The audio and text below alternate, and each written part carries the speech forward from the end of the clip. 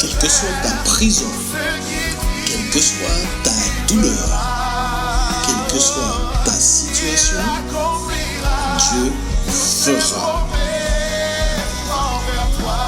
L'Alliance des évangélistes et ses invités vous propose désormais un nouveau rendez-vous avec la parole de Dieu sur KMT Télévision. Oh, bonjour à tous, que Dieu vous bénisse. Donc, quelle joie d'être là encore ce matin afin de pouvoir ensemble nous nourrir de la parole de Dieu. Nous avons des informations pour vous ce matin et c'est pour cela que je dirais aujourd'hui, c'est un jour nouveau. Je vous assure que la journée d'aujourd'hui ne sera pas identique à celle d'hier. C'est pour cela que nous voulons vous apporter quelque chose de nouveau aussi pour vous par rapport à hier. Et la Bible nous dit, c'est ici la journée que l'Éternel a faite. Et moi, je le crois de tout mon cœur. Je crois que cette journée, ce qui sera dit aujourd'hui, va influencer votre façon de le voir tout au long de la journée. Et notre désir, c'est que vous puissiez ressortir de là bénis dans la présence de Dieu. Donc, comme vous le savez, donc je suis le frère Marius. Je vous salue tous dans le nom de Jésus. Je salue tous ceux qui nous regardent, tous ceux qui apprécient ces moments, tous ceux qui quittent leurs activités. J'ai eu l'occasion de discuter avec plusieurs personnes, même des gens qui m'ont appelé et qui me disent, vous savez, je mets de côté tout ce que je fais. Et dès que l'heure arrive, je ne réponds pas au téléphone, je ne fais rien d'autre, je m'assieds et j'écoute toute l'émission. En tous les cas, que Dieu vous bénisse. Mon souhait, c'est que vous soyez pleinement remplis de la grâce de Dieu. Quelle que soit votre religion, quelle que soit votre dénomination, quelle que soit votre philosophie, notre désir, c'est de vous apporter des informations. Après, c'est à vous de décider ce que vous faites de ces informations. Avec moi, j'ai le pasteur Birba Charles, que Dieu te bénisse. Donc, il va se présenter, vous le connaissez. Voilà, bonjour à tout le monde. Et donc, bonjour Marius, merci pour l'invitation ce matin, c'est un grand privilège pour nous. Et toujours en tant que serviteur de Dieu, puisque je suis le pasteur de la mission du plein évangile de Sainte-Marie. Donc, toujours un grand privilège pour nous de partager la parole de Dieu. Et comme tu as si bien dit, Dieu fait toutes choses nouvelles, c'est un jour nouveau et je le crois pour moi, par rapport à ce que j'ai déjà vécu de la grâce de Dieu ce matin. Et aussi par rapport à ce que Dieu fera certainement encore pour sa gloire tout au long de cette journée.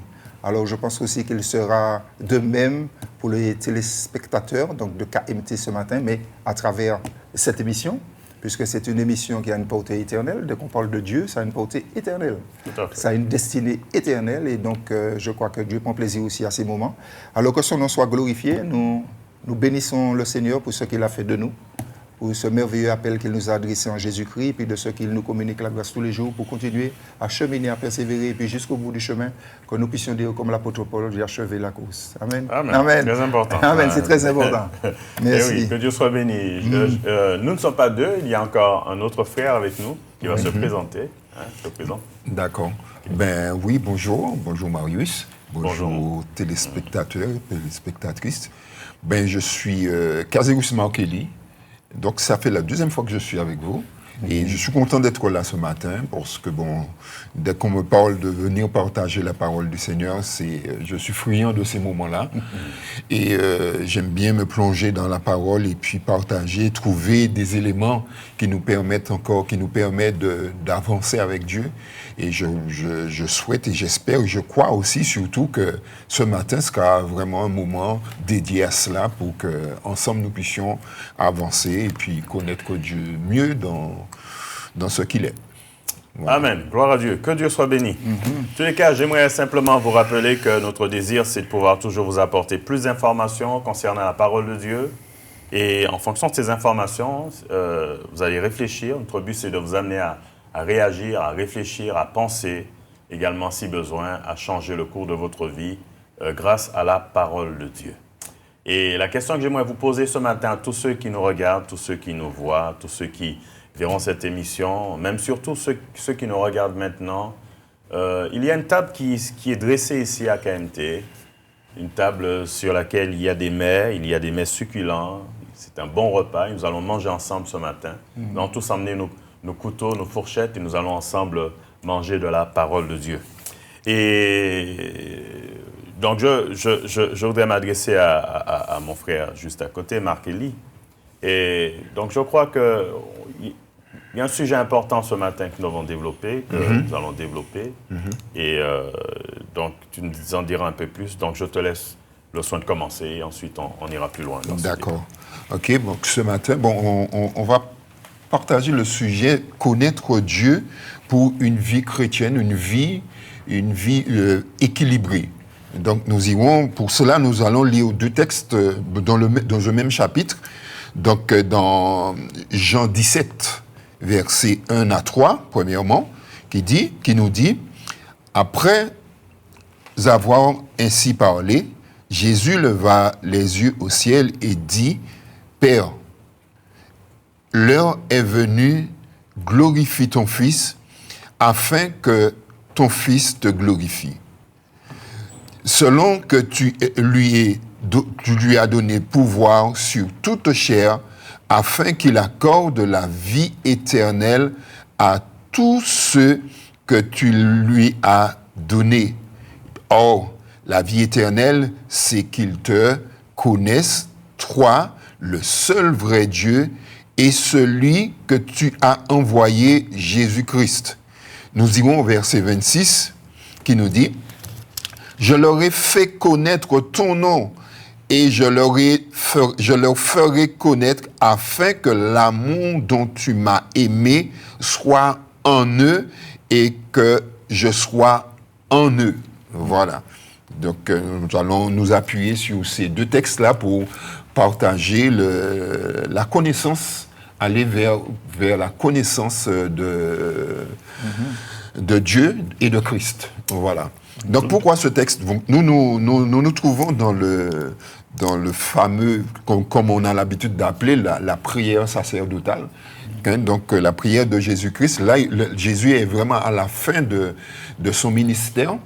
Et puis là, il va prendre un temps pour faire, je dirais presque pour faire un temps d'arrêt et faire un diagnostic sur son œuvre, ce qu'il a accompli et ce qu'il lui reste encore à accomplir et ses désirs le plus profond pour ce que Dieu lui a donné.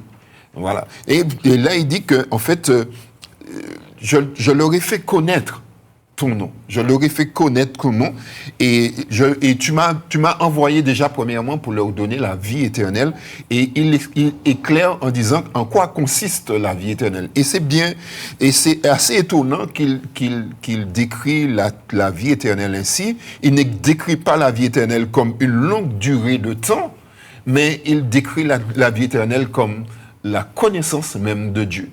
La connaissance de Dieu et la connaissance de Christ. Voilà un petit peu ce qui est le point de départ de notre discussion ce matin. Voilà. Tout à fait. Chose importante, chose très intéressante. Donc, on voit très bien que la vie éternelle est liée à la connaissance de Dieu. Et pour ce qui concerne ce texte-là, que veut dire réellement connaître? Parce qu'en fin de compte, tout le monde dit qu'il connaît Dieu. On dit dans toutes les religions dans le monde entier, on dit qu'il y a un seul Dieu. On dit que tout le monde a sa connaissance de Dieu. Et à bien regarder, quand on analyse tout ce qui est dit, on voit qu'il y a beaucoup de subjectivité en ce qui concerne la connaissance de Dieu. Et beaucoup de personnes connaissent Dieu à sa manière. Et je dirais même, j'irai même plus loin, beaucoup de personnes disent qu'ils connaissent Dieu. Et quand on regarde un peu la pratique de tout et chacun, on verra que tous n'adorent pas le même Dieu. C'est ça. Donc, que veut dire concrètement connaître Dieu? Parce que Jésus est venu, il a dit, j'ai fait connaître ton nom, ce Jésus qui est venu. Que veut dire connaître Dieu? Moi, je connais Dieu, tu connais Dieu. La personne qui ne connaît pas Jésus connaît Dieu.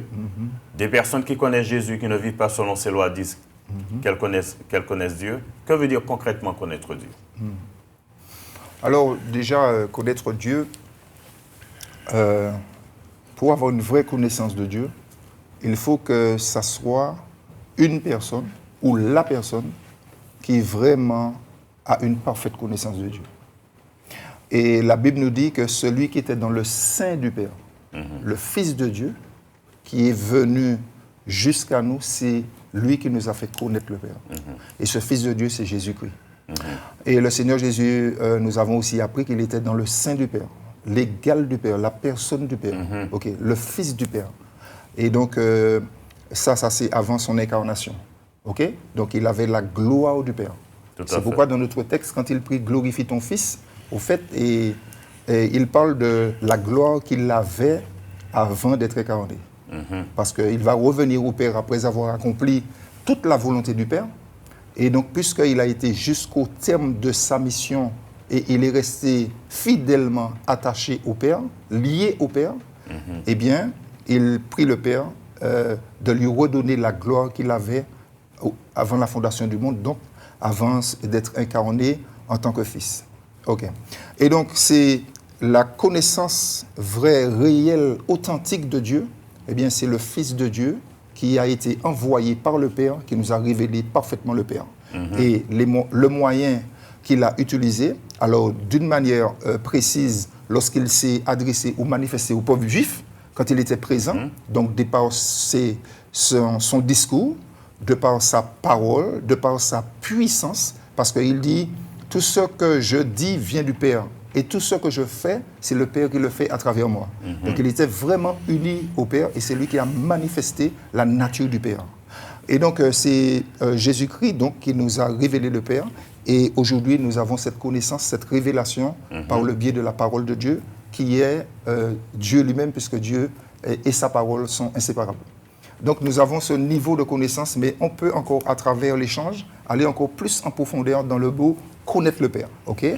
Parce que connaître le Père aussi, ça se vit par une vraie rencontre avec Dieu, okay? Une vraie expérience avec le Dieu vivant et vrai, okay? Et puis aussi une marche continuelle avec Dieu, continuellement, et dans la connaissance de Dieu, et puis dans l'intimité de Dieu, dans une relation, on va dire intime, d'accord, privée, et personnel avec Dieu, et c'est ça qui nous amène à la vie éternelle, qui est la vie même de Dieu, c'est vivre Dieu.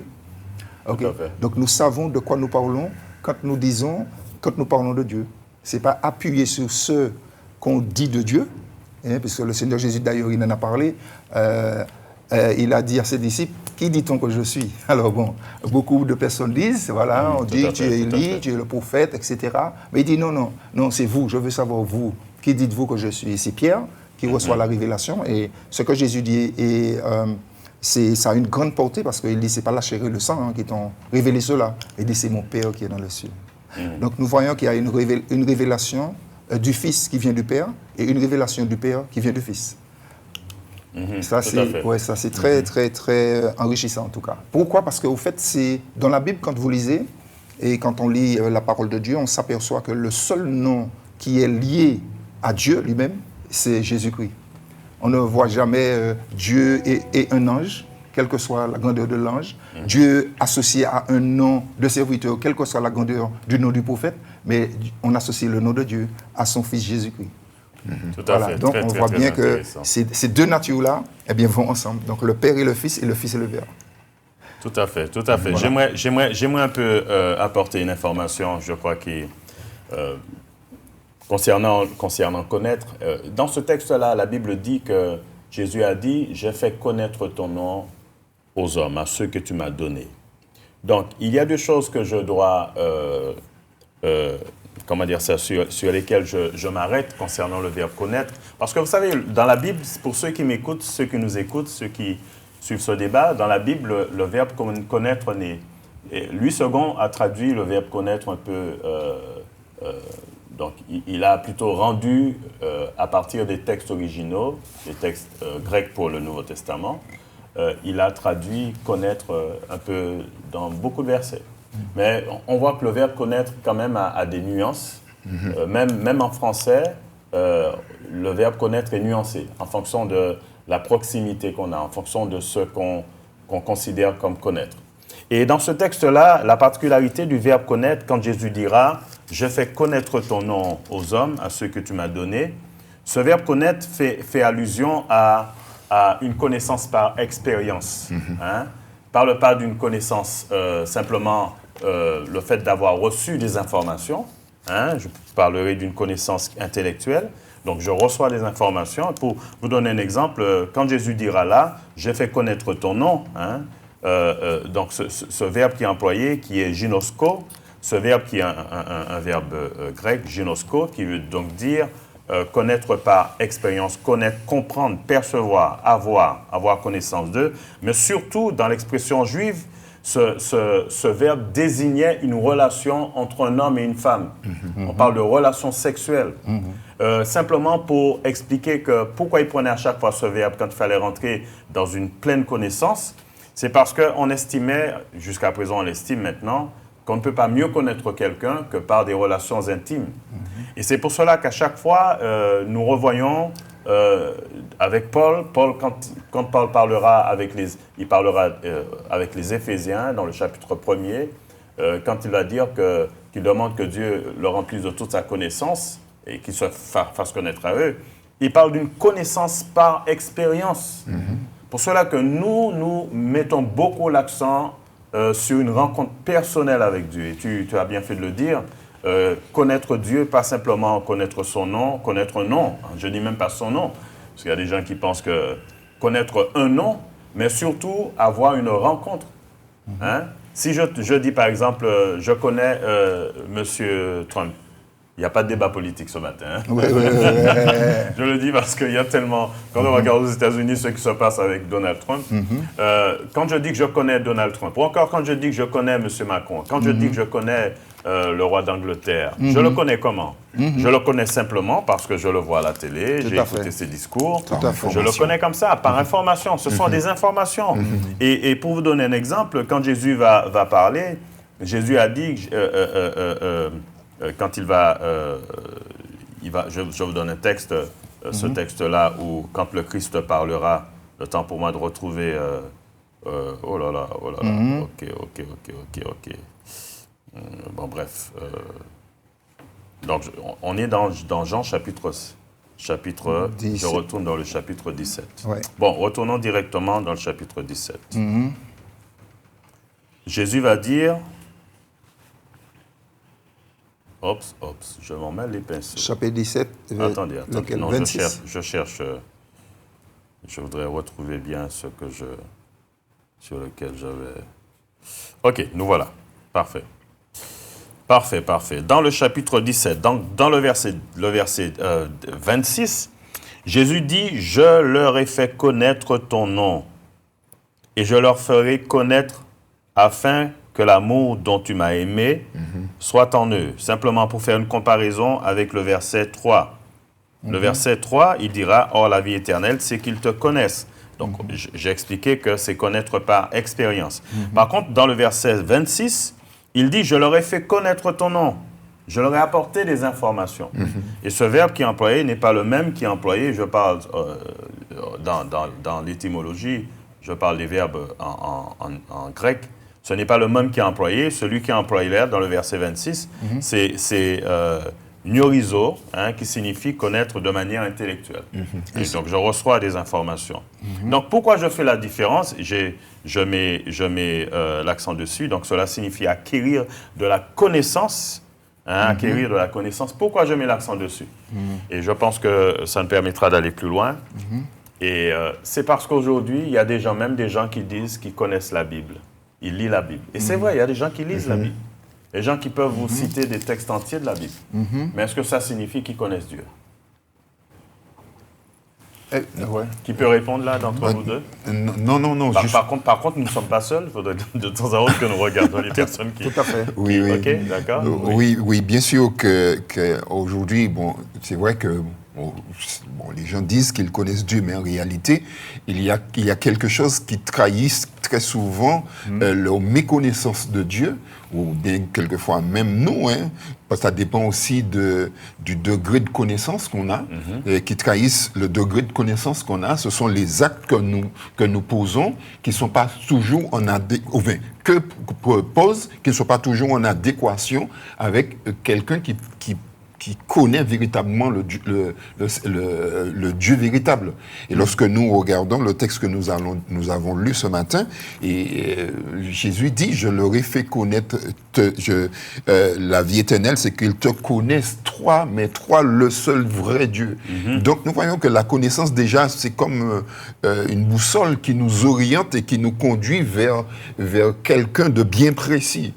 Donc, et qui nous donne aussi de mettre notre vie en adéquation, comme je disais tout à l'heure, en adéquation avec cette connaissance que nous acquérons de Dieu, quoi, en fait. Voilà. Donc, il est très important de dire que il ne suffit pas de dire qu'on connaît Dieu, mais il faut que nos vies, nos actions témoignent qu'effectivement qu'il y a là une vraie connaissance, une vraie expérience du Dieu véritable, en tout cas. Tout à fait. Tout à fait. Oui, non, tout à fait. Je vais aussi dans ce sens, je partage parfaitement. Au fait, il faut dire que nous qui sommes aujourd'hui le peuple de Dieu et qui connaissons Dieu, non seulement de la connaissance pratique de Dieu qui vient de sa parole, mais de la connaissance aussi de Dieu par expérience, puisque nous savons que, par exemple, si on prend l'exemple par exemple de l'apôtre Paul, avant de rencontrer le Seigneur Jésus sur la route de Damas, il était convaincu que ce qu'il faisait, il le faisait pour la cause de Dieu. Il était convaincu que ce qu'il faisait. Cependant, sur la route de Damas, il rencontre le Seigneur et là, il s'aperçoit que, tiens, il est en train de vivre quelque chose de particulier. Et en face du Seigneur, il dit, mais qui es-tu? Qui es-tu, Seigneur? Et c'est là que le Seigneur Jésus se révèle à lui, il lui dit, je suis Jésus que tu persécutes. Ah, là, et à partir de ce fait-là, on voit comment la vie de Paul a complètement basculé.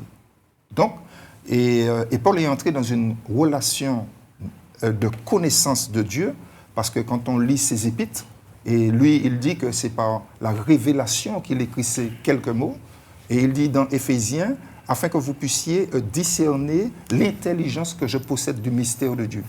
Ah, donc, il est entré vraiment en profondeur, et il parle de ce mystère comme une sagesse que Dieu a donnée à l'Église, donc aux saints, afin de faire connaître aux autorités et dominations dans la lieu céleste la sagesse infiniment variée de Dieu. Donc c'est pour vous montrer quelle dimension de relation que Paul a eue avec Dieu, parce qu'elle était un vase choisi, particulier pour Dieu, pour une mission particulière, et comment Dieu a révélé à Paul le mystère de la dispensation de la grâce. Et donc on voit que dans cette commune, et Paul nous a introduits dans cette relation. Et donc, c'est-à-dire qu'il nous a fait connaître le Dieu qui s'est révélé à lui dans la dispensation de la grâce et qui nous a enrichis, et la Bible va jusqu'à dire, des richesses insondables, incompréhensibles de Christ. Donc, nous ne sommes pas un peuple sans connaissance de Dieu. Donc, la connaissance par rapport aux expériences que ceux que Dieu a choisis dans un moment précis de l'histoire sainte, à qui il s'est révélé, mais c'était aussi pour que nous participions justement à cette même foi et à cette même grâce. OK. Et donc, nous sommes appelés effectivement à développer cette connaissance de Dieu, comme le Seigneur Jésus-Christ dit à ses disciples, la connaissance des choses de Dieu. Parce que vous savez que Dieu s'est révélé à Moïse. Il a dit « je suis ». Tu diras, c'est « je suis » qui t'envoie, « je suis ». Il dit, mais Moïse dit « mais je suis ». Mais ça veut dire quoi? Dis-moi un peu plus. Il dit « non, tu l'as dit, je suis ». Mais c'est Jésus qui vient après et qui va révéler donc la nature du Père. C'est pourquoi tout à l'heure tu as dit que cette connaissance vient d'une relation intime entre un homme et une femme. Et d'ailleurs qui donne un produit qui est un enfant. Ok, donc c'est le produit de l'amour. Et c'est pourquoi tout à l'heure quand tu as lu, tu as vu que afin que l'amour dont tu m'as aimé soit en eux. Donc du coup, il y a une connaissance que nous recevons de Dieu et qui produit quelque chose en nous et qui est le reflet de l'amour que Dieu a pour nous. Ok, c'est ça. Donc, si quelqu'un, c'est pourquoi Jean dit, si quelqu'un n'aime pas, il n'a pas connu Dieu. C'est ça, quand Dieu est amour. Donc, forcément, lorsque nous connaissons Dieu, il y a quelque chose qui se produit en nous et qui donne un fruit qui est l'amour. Voilà. Donc, c'est pour te montrer que le contact avec Dieu, la connaissance de Dieu en nous produit quelque chose. Tout à fait. Voilà. On va rentrer en profondeur. On va rentrer en profondeur. Il y a des choses qui sont très importantes. Je suis en train de percevoir ça. Parce qu'en fait, quand on voit qu'on a besoin de deux types de connaissances. Tout à fait. On a besoin de la connaissance qui est, comment dire ça, qui est un ensemble d'informations. Oui. Oui. On reçoit des informations. Comment puis-je connaître Dieu si je n'ai pas une connaissance de lui à partir des informations intellectuelles de lui? Oui, c'est ça. On parle de connaissances intellectuelles. on a entendu des choses, on a lu des choses. Hein. Par l'exemple de personnes qui ont lu la Bible, qui ont entendu des choses de d'autres personnes.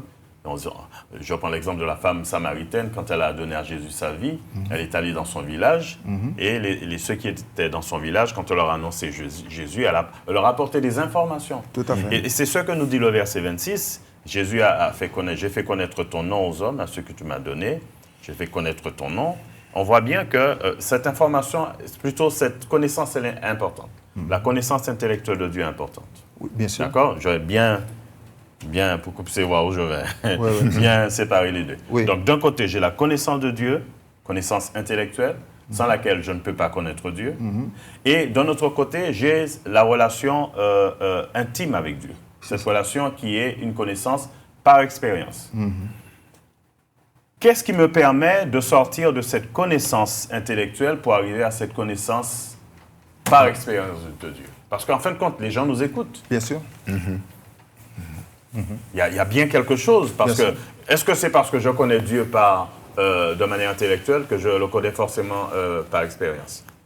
Qu'est-ce qui produit ça? Qu'est-ce qui se passe? Il y a bien quelque chose qui apporte ça. Tu veux bien? Oui, déjà nous voyons que nous devons rentrer premièrement, comme tu as dit, dans une relation voulue parce que nous savons la relation est déjà voulue de Dieu. Parce que Dieu nous a cherchés. Et nous devons aussi rentrer dans cette relation déjà en l'acceptant premièrement dans nos vies. Et le Saint-Esprit qui vient habiter en nous aussi nous conduit dans cette relation, dans cette connaissance. Parce qu'il va dire que l'Esprit qui a été promis viendra et il va nous conduire dans toute la vérité. Et il prendra de ce qui est de moi et vous le communiquera. Donc nous voyons que cette connaissance par le biais, déjà par le biais de l'Esprit, qui est venu faire sa demeure en nous, nous permet déjà, nous conduit déjà dans une relation dans une connaissance et une relation plus concrète avec Dieu. Et ainsi, c'est très important pour que nous ayons déjà premièrement une vie de l'Esprit en nous. Et après viendra peut-être certainement, après viendra la lecture de la parole, le temps passé dans la prière et aussi les expériences à travers de notre quotidien. Quoi. D'accord. Juste avant que tu répondes, pour qu'on puisse garder bien à l'esprit, nous avons donc à l'antenne, de l'autre côté de l'antenne, nous avons des personnes qui connaissent Dieu de manière intellectuelle. Nous avons des personnes qui connaissent Dieu par expérience. Et nous avons des gens qui ne croient pas en Dieu également. Donc, pour simplement garder à l'esprit que cette connaissance, les gens doivent l'avoir, mais pour toujours tenir compte que ces gens sont là, ils nous entendent, nous écoutent. Oui. Donc, alors, bien sûr, parce que la Bible nous dit aussi que Dieu se laisse trouver par ceux qui le cherchent. Ok, donc Dieu se révèle à ceux qui le cherchent d'un cœur sincère, bien sûr, qui ont une démarche authentique, sincère, une motivation pure. On ne cherche pas Dieu pour ses propres intérêts, sans quoi ça va être un peu compliqué. Mais chercher Dieu avec une motivation pure, un cœur sincère, et Dieu qui connaît le cœur de l'homme, il voit forcément quand l'homme le cherche, et Dieu va mettre en place une série de circonstances, des opportunités, on va dire, ou bien il va nous envoyer quelqu'un, un intermédiaire, quelqu'un qui va nous parler de Dieu, qui va nous guider, qui va nous donner quelques conseils pratiques, quelqu'un peut-être aussi qui va nous inviter à participer à une réunion d'études, une réunion de partage, ou à un culte, ou une réunion de prière. La personne va cheminer avec nous, va répondre à un certain nombre de questions que nous nous posons. Ok, ça c'est déjà une première démarche. Remarque que Paul dit dans Romains que les hommes en général sont inexcusables parce qu'ils sont sans aucun mérite dans la mesure où ce qu'on peut connaître de Dieu leur a été révélé, ne serait-ce que dans la nature. C'est-à-dire, la création révèle Dieu. Ok, donc forcément, si maintenant on croit que cette création-là est venue par juste le fait d'un hasard, d'un accident cosmique, je ne sais pas trop, là, ça va être un peu compliqué, c'est-à-dire on se ferme à la révélation que la nature nous porte dans la connaissance de Dieu. Donc Paul dit, ils sont inexcusables. Okay. Et c'est ça qui amène à un certain nombre de dérapages, on va dire. C'est-à-dire, puisque l'homme ferme son cœur à la révélation de Dieu par la création, eh bien forcément, ça amène le fait que l'homme s'éloigne de Dieu au lieu de se rapprocher. Ok. Donc il y a une prédisposition qu'il faut avoir chez l'homme qui, on va dire, à qui Dieu ne s'est pas encore révélé. Parce que nous n'avons pas non plus de gloire à en tirer. Parce qu'il faut dire que, ne serait-ce que me concernant, par exemple, un jour, quand j'étais vraiment le plus empêtré dans le péché, dans les ténèbres. Parce que les ténèbres, ce n'est pas la nuit profonde. Les ténèbres, c'est vraiment le péché. C'est-à-dire le lieu, on va dire, qui nous éloigne le plus de Dieu.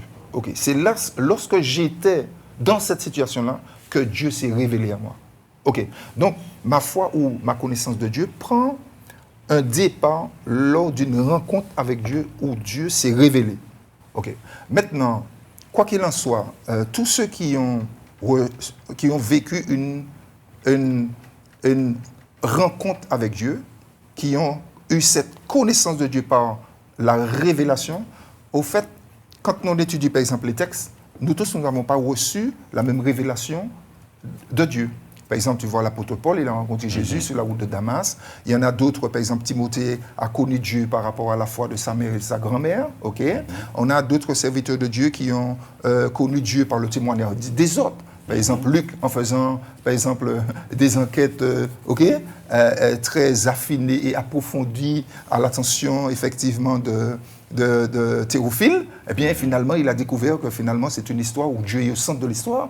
Et on voit comment ça a bouleversé la vie de Luc, si bien que Luc est devenu l'un des témoins de Christ. Et puis, il nous laisse non seulement l'évangile de Luc, mais aussi un magnifique livre, les Actes des Apôtres. Donc, on voit comment ça a impacté la vie de Luc. Donc, nous tous, d'une certaine manière, nous avons notre propre expérience dans notre rencontre et dans notre connaissance avec Dieu. Donc, à partir de cette rencontre et de cette connaissance révélée de Dieu, c'est-à-dire, nous avons pris conscience que Dieu existe par une révélation de l'amour et de la grâce de Dieu, eh bien, à partir de cela, il y a eu un cheminement qui nous a amenés à étudier la parole, à connaître le Dieu de la parole. Et quel Dieu de la parole ? Alors, d'une certaine manière, Dieu, comment il s'est révélé dans l'Ancien Testament à son peuple, mais comment Jésus vient révéler le Père. Et comment il fait ? Par exemple, tout simplement, quand on étudie Jean, par exemple dans l'Évangile, où le Seigneur Jésus se révèle comme étant « Je suis la lumière du monde. Je suis le chemin, la vérité, la vie. Je suis. » Mais il explique comment ce « je suis-là » se manifeste aux hommes de manière concrète. Et donc, c'est comme ça, par exemple, je suis le bon berger. Nous, en tant que serviteurs de Dieu, nous pouvons parler de Jésus, le bon berger. Comment le bon berger conduit et ses brebis. Qu'est-ce que le cœur de brebis ? Le brebis a des oreilles qui entendent la voix du bon berger. Donc maintenant, il y a des faits qui sont pratiques et que nous pouvons expliquer, mais parce que ça vient d'une expérience dans notre marche continuelle avec le Seigneur. Donc chaque jour, quand nous marchons avec lui, nous découvrons la grandeur de son amour, la grandeur de sa sagesse et comment notre Dieu, effectivement, se manifeste de différentes manières envers nous. Et nous apprenons à le connaître. Et la vie éternelle, c'est une vie sans fin. Donc, forcément, nous entrons dans la vie éternelle à partir de la base de cette connaissance. D'accord, parfait. Père, vous avez bien saisi. Juste résumer ce qui a été dit. Beaucoup de choses ont été dites là. Parce que j'ai demandé comment lier la connaissance intellectuelle et la connaissance par expérience. C'est ça. Et bien sûr, si je fais un petit résumé dans tout ce qui a été dit, ce qui permet de lier les deux, c'est le Saint-Esprit. Tout à fait, c'est la vie. Tu as parlé du Saint-Esprit, le livre de Jean, chapitre 16. Jésus parle du ministère du Saint-Esprit envers les inconvertis. Tout à fait. Il dira, quand il sera venu, il convaincra le monde de péché, de justice et de jugement. Le Saint-Esprit est là comme l'agent qui va lui faire le travail. On a la connaissance, mais tant que l'Esprit de Dieu ne prend pas cette connaissance pour apporter une dimension de révélation, tu as beaucoup parlé de révélation. Oui. Je ne voudrais pas que le mot révélation soit un jargon pour vous. Dans nos églises évangéliques, on parle de révélation, on parle de manifestation. Tout ça, ce sont peut-être des jargons pour vous. Je vais simplement définir ce que c'est. Révélation, donc quand il parle de révélation, il va parler de l'accessibilité à des connaissances cachées, secrètes. Tout à fait. D'ailleurs, le mot révélation, donc on a le verbe révéler, révéler qui veut donc dire faire connaître des choses secrètes, des choses cachées. C'est ça. Quand on parle de révélation, on parle de cela. Des choses qui ne sont pas, comment dire ça, au vu de tout le monde, ostensibles à tout le monde. Des choses que tout le monde ne voit pas. Eh bien, le Saint-Esprit va venir, parce que beaucoup de personnes ont connaissance intellectuelle. Je peux lire et ne pas comprendre. Et c'est pour cela que l'Esprit de Dieu vient et va nous apporter la révélation sur ce que nous lisons. C'est ce qui s'est passé avec toi, c'est ce qui s'est passé avec toi, et moi également. C'est ça. On avait une connaissance de Dieu qui était intellectuelle, et un jour, l'Esprit de Dieu nous a parlé. Et on s'est dit, mais tiens, mais les choses étaient là et je ne voyais pas ça. Tout à fait. C'est ce qui s'appelle révélation. Et je crois que vous qui nous écoutez, vous qui nous regardez, je crois que beaucoup d'entre vous êtes dans cette situation. Vous lisez la parole de Dieu, vous la lisez, vous la connaissez. J'ai connu un homme qui, pendant plus de 40 ans, lisait la parole de Dieu régulièrement. Il n'avait jamais donné à Jésus sa vie. Et je dis plus de 40 ans, mais ça fait plus longtemps, bien beaucoup plus longtemps. Cet homme, il est mort à plus de 90 ans. Et il a donné à Jésus sa vie peut-être environ 5 ans avant de mourir. Mais c'était un gars qui était pieux. Il était très pieux. Il était basé sur des principes. Mais un jour, un beau jour, le Saint-Esprit, avec la connaissance intellectuelle qu'il avait, le Saint-Esprit a lié cette connaissance intellectuelle à une expérience. C'est ça. Quand l'Esprit de Dieu lui a parlé, lui a apporté une révélation sur ce qu'il lisait, à ce moment, il a compris, il a donné à Jésus sa vie, donc il a fait une expérience avec Jésus.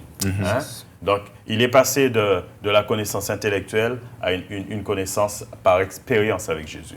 Et c'est ce qu'on souhaite pour vous, mes amis. C'est ce qu'on vous souhaite, c'est que vous puissiez connaître Jésus de cette façon. Ne pas le connaître simplement en disant « je connais Jésus », en appelant Jésus, Jésus, Jésus, Jésus. Non, ça, c'est pas connaître Jésus. Et tu as parlé, tu as donné comment dire ça, je dirais un exemple qui est très, qui révèle beaucoup de choses. La relation entre un homme et une femme qui donne un enfant, bien que ce ne soit pas évident maintenant sur ces temps-ci, tous les taux de stérilité, mais on sait que le but de Dieu, c'est qu'à partir des relations, quand la situation est propice, il y a un enfant qui sort de cela. Et l'enfant qui sort de cela, s'il faut que je surfe sur cela, sur ta pensée, l'enfant qui va sortir de cette connaissance avec Dieu, c'est quoi? Eh bien, ce sont des œuvres. Pourquoi je dis des œuvres? Parce que l'apôtre parle de cela et Jean-Baptiste parle de cela. Jésus va dire aux gens à l'époque, Jean-Baptiste a commencé, lui, les gens qui venaient à son baptême, qui répondaient à son baptême, il leur a dit ne prétendez pas de dire que nous avons Abraham pour père. D'ailleurs, il leur a prêché quoi? La repentance. Repentez-vous, car le royaume de Dieu est proche. La Bible dit que les gens venaient à son baptême. Et Jean-Baptiste, quand il a vu venir les Sadducéens, les pharisiens, tout cela, il leur a dit, ne prétendez pas de dire que vous avez Abraham pour père. C'est vrai, vous avez la connaissance intellectuelle de Dieu, vous avez la loi, vous avez la Torah, vous avez tout ça. Mais attention, il a dit que déjà la cognée est mise à la racine des arbres. Tout arbre qui ne porte pas de bons fruits sera coupé. Et c'est pour cela qu'on voit qu'attaché à la connaissance de Dieu, il doit y avoir cette révélation. Et cette révélation va apporter chez nous cette connaissance maintenant par expérience de Dieu qui va donner pour fruit quoi? Les fruits dignes de la repentance. C'est ça. Il leur dira, produisez des fruits dignes de la repentance. Ma question pour vous aujourd'hui, vous connaissez Dieu. Quels sont les fruits que vous apportez? Plutôt que vous portez, et bien sûr que vous apportez également. Je ne parle pas de faire du bien. Il y a des gens qui disent, oui, je fais du bien, je fais plus de bien que des évangéliques, que des adventistes, que des témoins de Jéhovah, s'il faut parler de toutes les religions. Je fais plus de bien que tout cela. Non, ce n'est pas une question de faire du bien, ça. Quand il parle de fruits dignes de la repentance, il parle de personnes qui se détournent de leurs péchés et qui vont maintenant vivre en nouveauté de vie avec Jésus. Absolument. Et je crois que c'est très important et nous devons comprendre que si nous ne connaissons pas Dieu de cette façon, nous passons à côté de la vie éternelle dont il a parlé. Absolument. Nous passons à côté. Et Jésus lui-même dira, pourquoi m'appelez-vous Seigneur, Seigneur, et ne faites-vous pas ce que je vous commande? C'est ça. Hein? Et c'est pour cela que nous devons comprendre que connaître Dieu, ce n'est pas simplement connaître un nom qui est Jésus, ou encore dire je connais Dieu, mais c'est faire une expérience qui va produire du fruit. C'est ça, c'est clair. Si notre expérience ne produit pas de fruits qui nous amènent à changer de vie, et ce n'est pas nous qui changeons de vie, c'est le Saint-Esprit qui en nous va accomplir ce travail, donc va apporter la révélation sur ce que nous avons lu, ce que nous savons, et avec Dieu, nous faisons des expériences et nous produisons des fruits qui nous éloignent quoi? Du péché et qui nous rapprochent de Dieu. C'est ça. Amen? C'est ça, c'est ça. Donc ça, c'est juste un petit résumé et puis comprendre que si vous voulez connaître Dieu, vous devez le chercher de tout votre cœur. Jésus a dit, venez à moi, vous tous qui êtes fatigués et chargés. Jésus, à un certain moment, il a dit aux gens de son époque, ce ne sont pas ceux qui me disent Seigneur, Seigneur qui vont entrer, mais ce sont ceux qui font la volonté de mon Père. Et la connaissance de Dieu n'est pas simplement attachée à une connaissance intellectuelle, mais à une rencontre avec Dieu et également par une pratique des œuvres de Dieu. Absolument. D'accord? C'est très important. OK, ceci étant dit, mes frères, qu'en est-il du nom de Dieu? Est-ce que la Bible parle là de nom patronymique? Puisque quand on regarde le tétragramme, ce que j'appelle le tétragramme, c'est le mot que Dieu a employé, plutôt ce qu'il a employé pour parler à Moïse. Moïse, quand Dieu s'est révélé à lui, Dieu lui a dit, va vers mon peuple, je t'envoie vers eux. Et Moïse a dit à Dieu, mais Seigneur, j'irai vers eux. S'ils me posent la question, s'ils me demandent qui t'a envoyé vers nous, que vais-je leur répondre? Que vais-je leur répondre? Alors Dieu lui a dit, eh bien tu diras, celui qui suit m'a envoyé vers vous. Celui qui suit, je suis celui qui suit. Et celui qui suit m'a envoyé vers vous. Ça c'est, je pourrais dire, on pourrait parler de nom patronymique, mais pas vraiment patronymique. Parce qu'en fin de compte, quand on regarde bien, d'ailleurs c'était un mot qu'on ne pouvait pas prononcer. Maintenant on a rajouté des syllabes pour essayer de... OK? Mais les enfants d'Israël n'utilisaient pas ce nom pour parler à Dieu. Ils utilisaient ce mot ce nom qui s'appelle Adonai. Adonai. Pour, le nom de Dieu était trop saint. Et donc, il n'était pas donné aux hommes de dire ce nom, je suis celui qui suis. C'est ce qui a été rendu en français. Tout à fait. Mais le nom, le tétragramme, là, était trop saint. Il ne le prononçait pas. Il ne fallait même pas l'écrire. Les scribes, quand ils écrivaient, il y a une sanctification à mettre derrière. Tout à fait. D'accord? Et maintenant, Jésus dira, et ce qui est important, on va débattre dessus, j'ai fait connaître ton nom aux hommes, à ceux que tu m'as donnés. Oui. Quand il parle de nom, de quoi parle-t-il exactement? Est-ce que c'est de nom patronymique? Ou bien, qu'en est-il? Il faudrait aussi remarquer que quand il dit j'ai fait, nous savons que Jésus est venu à un temps précis. Tout à fait. Mais avant lui, les Juifs déjà existaient, marchaient en tant que peuple de Dieu sur la terre et qui adoraient Dieu.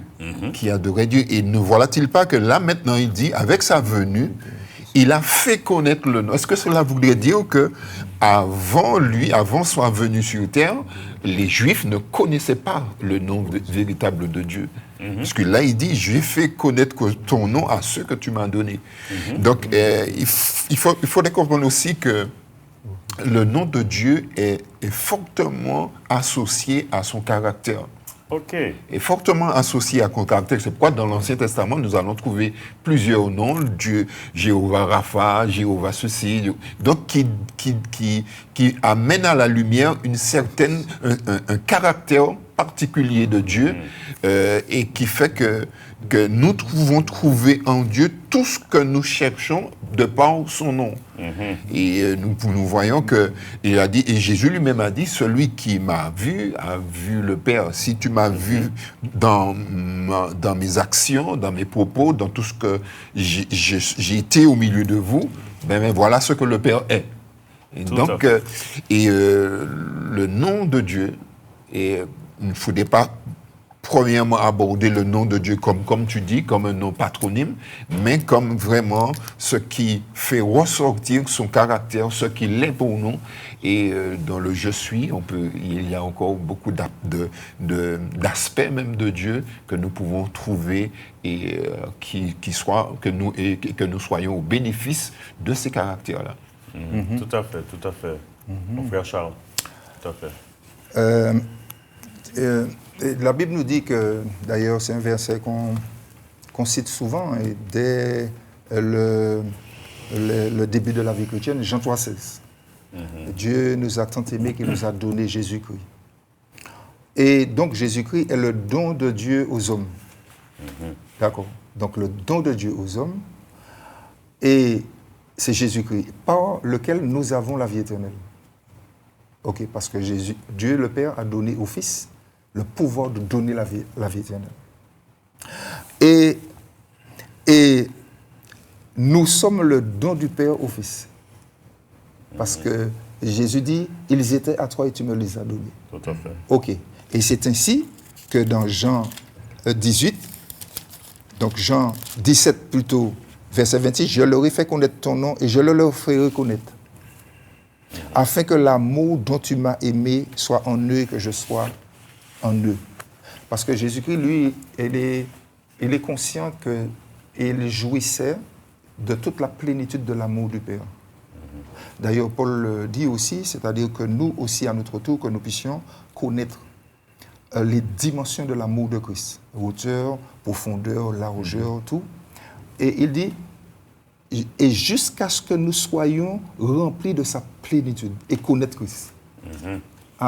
Donc c'est pour te montrer, dans le cheminement de l'amour, okay, il y a des dimensions.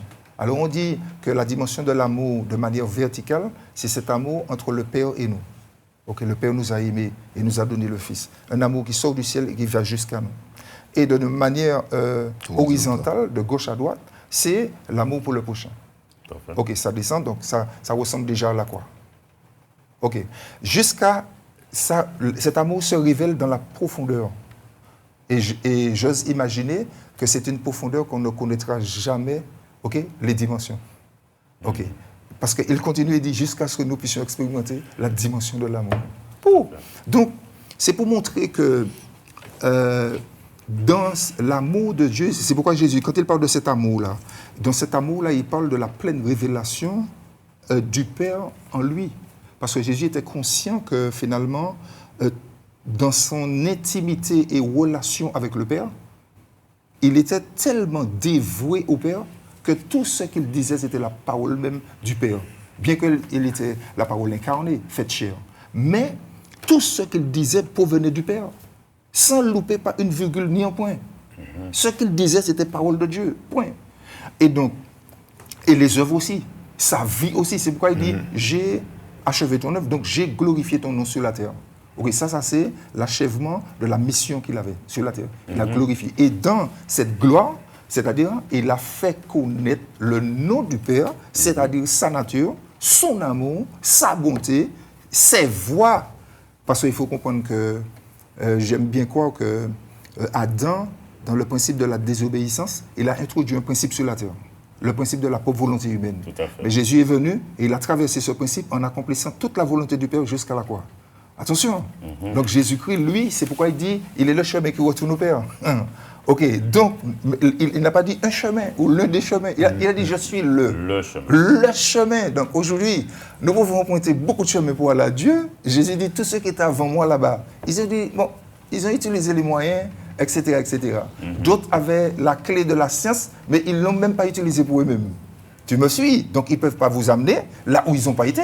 Tout à fait. Donc, bon, il faut comprendre. Puisque pour toujours parler de cette connaissance, j'ai connu dans ma marche, on va dire, une amie. Mais une amie, on va dire collègue. Et on échangeait continuellement sur la relation avec Christ, okay, la connaissance de Dieu, mais la relation avec le Seigneur, notre marche avec lui, les expériences que nous faisons continuellement avec le Dieu vivant et vrai, okay, qui est venu vivre en nous par le Saint-Esprit. Mais cette personne était toujours appuyée sur le fait Jésus a dit, Dieu a dit. Ok, elle est appuyée sur la parole, mais sans vraiment développer une relation avec Dieu qui vient de la connaissance intime avec Dieu. Et donc, mais finalement, on voyait cela sur sa vie. C'était une vie vraiment sans expérience, sans fait tangible qui révèle qu'elle a une relation avec Dieu, même si elle connaît la parole de Dieu. Dieu a dit et Dieu a dit. Mais finalement, elle continuellement, Dieu a dit, mais on ne voit pas de cette relation tangible avec Dieu. Et donc finalement, ça aboutit à quoi? Un beau jour, quand elle a vu que finalement l'étau se resserre, elle a fini par avouer et dire, bon, est-ce que finalement tu peux faire une prière pour moi? Tu vois? Voilà. Est-ce que tu peux faire une prière pour moi? Parce qu'elle a vu, parce qu'à un certain moment, quand elle dit Dieu a dit, je dis, attends, je vais te raconter ce que Dieu a fait. Voilà, pendant le week-end. Et quand je témoignais du miracle de Dieu, eh bien à ce moment-là, elle ne revenait pas. Elle voyait qu'il n'y a pas photo. Entre cette connaissance des faits de Dieu que les autres ont fait, ça c'est leur propre connaissance, leur propre expérience, et que ta propre connaissance, tu n'en as pas. Tu n'as pas de relation avec Dieu. Bon, tu pries un Dieu pensant qu'il est à des millions d'étoiles d'ici, et puis tu le cherches continuellement, et puis quelqu'un qui te parle d'un Dieu avec lequel il marche continuellement, sur lequel il s'appuie. Il est la lumière du monde, il est le vrai pain du ciel, il est le vrai cep. Je suis le sarment, je suis attaché à lui, nécessairement je porte du fruit. On n'a jamais vu une branche de sarment faire des efforts, faire de la muscu pour porter des raisins. Non, c'est naturel. Donc si je suis en connexion avec lui, je marche avec lui, je le connais, je m'appuie sur lui, j'obéis à sa parole, nécessairement, ça doit produire quelque chose. Et ce quelque chose-là provient de cette relation d'intimité développée, recherchée, dans la crainte de Dieu, bien sûr, et dans le respect de Dieu, bien sûr, et puis dans le cheminement avec Dieu. Donc c'est pour montrer, et puis aussi, je dis le respect de Dieu, mais cette grande révérence. Tu imagines que les anges au ciel, les anges couvrent leurs faces devant Dieu, couvrent leurs pieds devant Dieu. Ok, et les deux autres ciels pour voler. Nous, on pense qu'on peut aller devant Dieu comme si c'est, je sais pas, je rentre, je sors. Ce n'est pas ainsi. Hein. Il faut que dans la relation avec Dieu, il y a vraiment une crainte de Dieu, un respect de Dieu. Nous parlons d'un Dieu que nous connaissons et pour lequel nous avons une grande crainte et un grand respect. Tout à fait, voilà. tout à Donc, fait. la connaissance de Dieu même, c'est un vaste... autant où le chemin dans lequel nous marchons avec Dieu est resserré, mais aussi c'est un chemin plein d'expériences et plein de vie. Et sans fin, puisque nous entrons dans la vie éternelle. Tout à fait. Nous ne sommes pas trop loin de la fin. Pratiquement, nous sommes presque arrivés. Enfin, pratiquement arrivés, mais juste, il nous reste encore juste quelques minutes. Donc, on peut dire que quand Jésus dira « J'ai fait connaître ton nom aux hommes, à ceux que tu m'as donnés », il ne faisait pas allusion à un nom patronymique, mais il faisait allusion plus au caractère du Père, à ce qu'il est, à sa nature. C'est ça. Hein? Jésus était compatissant, donc il voulait montrer que le Père est compatissant. D'ailleurs, David le dira, il est miséricordieux, compatissant, il pardonne. Et son amour. Exactement, il pardonne. Et comme David dira, comme un père a compassion de ses enfants, l'Éternel a compassion de ceux qui le craignent. Donc Jésus a manifesté l'amour de Dieu. D'ailleurs, Jésus est lui-même la manifestation physique de l'amour de Dieu. Car Dieu a tant aimé, tu as pris ce texte-là. Ouais. Et pour aller plus loin, juste là, et nous allons terminer, et d'ailleurs, ce sont les derniers mots, on doit comprendre que Jésus était la révélation de Dieu. Hein? On parle d'incarnation, hein? Dieu manifesté en chair, nous dit l'apôtre Paul dans le livre de Timothée, chapitre 3, le verset 16, Dieu manifesté en chair, théos, Dieu manifesté en chair, quid des hommes, il prêche aux Antilles, donc c'est Jésus. Hein? Et nous voyons également dans Éphésiens chapitre 2, Dieu s'est incarné, il a pris un corps par la personne de Jésus. Et nous voyons également que la Bible nous dit que Jésus Dieu a voulu que toute la plénitude habita en lui. Et l'apôtre Paul nous dira dans Colossiens chapitre 1, verset 15, il dira, il est l'image du Dieu invisible. Il est l'image du Dieu invisible. Hein? L'image du Dieu invisible, hein? Le premier-né. Il est dit qu'il est le reflet même de Dieu. C'est ça. Donc, lorsque Jésus est venu, quand il a manifesté le nom du Père, eh bien, sa vie même montrait le Père. Pour cela que Philippe lui a dit, Oh, c'est un peu comme si j'étais là, j'entendais Philippe dire, mais quand même. Ouais. Jésus dit, ouais, il parle du Père. Alors Jésus a dit, Philippe a dit à Jésus, mais montre-nous le Père, et cela nous suffit. Tu nous parles tout le temps du Père, montre-nous le Père, et cela nous suffit. Et Jésus va lui répondre, ne crois-tu pas que je suis dans le Père et que le Père est en moi? Absolument. Nous faisons un. Nous sommes un seul. Je suis simplement la partie visible du Père, puisque personne ne peut voir Dieu et vivre. C'est ça. Donc je suis le Père, je suis Dieu incarné, et si vous me voyez, vous voyez le Père. Absolument. Hein? On partage les mêmes attributs, on partage la même nature, on est la même personne. On est une seule personne. Et c'est pour cela qu'on doit comprendre que Jésus, quand il est venu manifester ce que Dieu est en essence. Pour cela que j'aimerais vous rappeler que quand disant Jésus, la Bible nous dit que Jésus veut dire, l'ange qui a parlé à Marie lui a dit, il sera appelé Emmanuel. Ouais. Dieu avec nous. Tout à fait. Et l'apôtre Paul ira plus loin, il dira, Christ en vous, l'espérance de la gloire. Ouais. Donc on voit que ce n'est pas un simple nom patronymique, mais Jésus est venu révéler qui est le Père et en essence. Et c'est le message que nous avons pour vous ce matin. Si vous connaissez Jésus, vous connaissez le Père. Jésus est celui qui nous met en contact avec le Père. La Bible dit qu'il n'y a pas d'autre nom qui ait été donné parmi les hommes par lequel nous devions être sauvés. Jésus est le médiateur entre Dieu et le Père. Dans le livre des Actes des Apôtres, chapitre 4, verset 12, il a dit qu'il y a un seul médiateur entre Dieu et les hommes, c'est Jésus-Christ. Donc on doit comprendre que dans ce texte-là, Jésus, il est venu faire un travail excellent et il a accompli. C'est pour cela que la prière sacerdotale, c'est la prière de la mission accomplie. C'est ça. La mission accomplie. C'est ça, c'est vrai. Alors d'ailleurs, pour juste rajouter un petit mot, c'est qu'à partir du moment où nous croyons en Jésus, nous recevons Jésus dans notre vie. La vie chrétienne, à ce moment-là, vient d'une expérience qui prend sa racine de l'intérieur vers l'extérieur. Amen. Voilà. Très important. C'est ça, très important. Parce qu'à partir tout le temps que cette expérience-là n'est pas faite, elle n'est pas réelle, c'est-à-dire une expérience avec Dieu de l'intérieur de mon être, de mon cœur, qui émane de mon cœur, pour jaillir à l'extérieur de moi par un témoignage qui révèle vraiment que j'ai eu une rencontre authentique avec Dieu, eh bien forcément on cherche Dieu par tous les moyens, donc on peut lui donner une forme. Il faut que Dieu soit tangible. Et c'est pourquoi tout le temps qu'on considère un Dieu tangible, il faut que je le voie, que je le touche de mes mains là, ça c'est pas encore la foi. La foi c'est une ferme expérience de choses que nous espérons que nous ne voyons pas encore. Et la foi vient de ce qu'on entend, vient de la parole de Dieu. Et pas nécessairement de ce que nous touchons et qui est tangible. Donc la foi vient de l'intérieur, d'une expérience, confiance, basée sur une relation ferme avec Dieu, pleine d'assurance, et qui émane à travers mon cœur et qui se manifeste vers l'extérieur. Très important, vous avez bien entendu, Ouais. c'est une expérience qui vient de l'intérieur et qui se manifeste à l'extérieur. Et quand ça vient de l'intérieur, c'est du concret. Ouais. Les gens cherchent à changer leur vie, changer leur comportement. Ouais. Hein, vous savez, la relation avec Dieu n'est pas qu'un changement de comportement, mais c'est surtout un changement de cœur. Ça vient de l'intérieur. Ouais. Et en tous les cas, on vous remercie pour ce temps que vous avez passé avec nous. Hein, nous rappelons simplement pour faire un petit résumé, Jésus est venu montrer qui? Le Père. Il est venu montrer le Père, il s'est manifesté. Il a voulu que nous puissions le connaître. Notre désir pour vous, c'est que vous le connaissiez. Si votre connaissance de Dieu est au niveau d'une connaissance intellectuelle, vous avez encore du chemin à faire. Criez vers Dieu, appelez le Seigneur. L'Esprit de Dieu viendra vous apporter les connaissances qu'il vous faut afin de pouvoir faire le pas. Et quand vous allez faire ce pas, vous allez connaître Dieu de manière concrète, c'est-à-dire par expérience. C'est ça. Hein? On pourrait parler des trois dimensions de la connaissance de Dieu.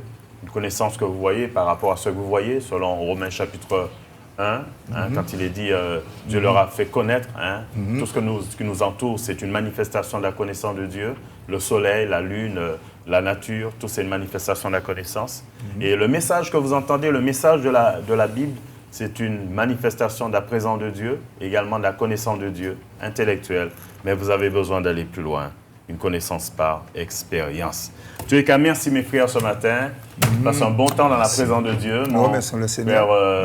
Frère Birba, Ouais. Charles, et puis avec mon frère Kelly. Hein? Merci. Nous allons quand même pas nous laisser ainsi, comme ça. Je vais te demander de prier pour ceux qui éventuellement voudraient donner à Jésus leur vie. Hein? Merci Seigneur. Ok. Notre Père béni, nous te rendons grâce pour ce moment d'échange. Et nous croyons que cet échange, mon Dieu, a été profitable pour plus d'un ce matin. Pour tous ceux qui te cherchent en cœur, nos cœurs sincères. C'est toi qui as dit que tu te laisses trouver.